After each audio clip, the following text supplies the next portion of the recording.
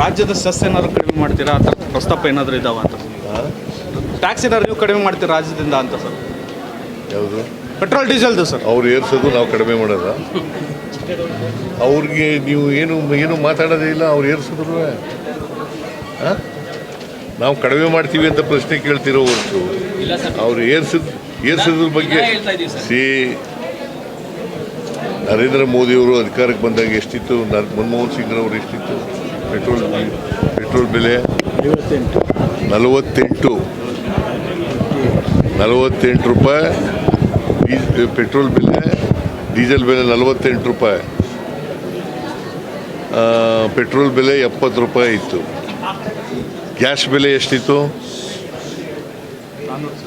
414. ಈಗ ಎಷ್ಟಾಗಿದೆ? ಮತ್ತೆ ಯಾರು ಮಾಡೋದು ಇದನ್ನ?